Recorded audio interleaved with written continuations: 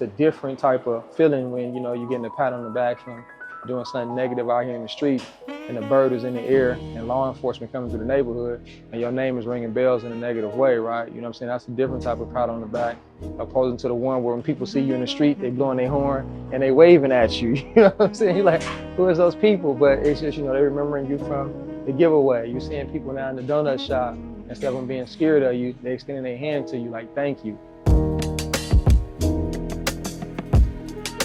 When we first started out, we recognized there wasn't a lot of like Watts attire. So you have folks who come to Watts like all the time. They go to the Watts Towers, but over at the Watts Towers, they don't have a memorabilia store. So a lot of times people weren't able to walk away with a Watts t-shirt, a statue, or anything like that. And by us being so adjacent to it, we wanted to kind of like make something to kind of like, you know, reflect the community of Watts with culture, style, you know, LA, everything. And we came with the Ambassador Shop, which is a retail space in place. And this is the print design lab where things happen. And we also run a youth entrepreneurship program where young folks learn how to make designs, they do prints, learn how to do marketing, branding, etc. And most of them is on their way to kind of like learn how to get their own business. And just setting them up to give them skills, encouraging them to be entrepreneurs. We use this as a program to kind of like teach folks how to make t-shirts and stuff like that. That's what attracts them.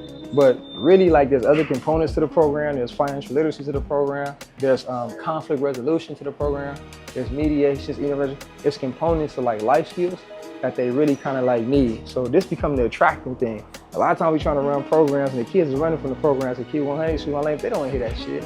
So now it's like when I integrate it in something like this, they're more kind of like, you know, receptive, you know what I mean? And we're having genuine conversations now, right? But sometimes you got to find out what a person's interest is first. There was a statement that was made before saying that if you build a child, you won't have to repair an adult. So my thing is, I don't want to be on the back end trying to fix some homies when, you know, we got kids and we talking about like, you know, they're the future, but when it comes down to them being the future, we don't put a lot of investment in our youth. And what I mean by that is, I had to do some, you know, some studies, and we kind of like find out like, where's dollars for programs like this? Like, why we don't have stuff like this in our community? Why we don't have like community centers? Or after school, like, where do these kids go? If Rock is not here, do you know where they would be? They on the streets. So in doing that investigation, I was able to find out that when it comes to the youth development department, they spend more money on police dogs than they spend on youth development, buddy. But if I can teach you how to be an entrepreneur, I can put you in a position to where you can, you know, you go out here and hustle and get as much money as you want.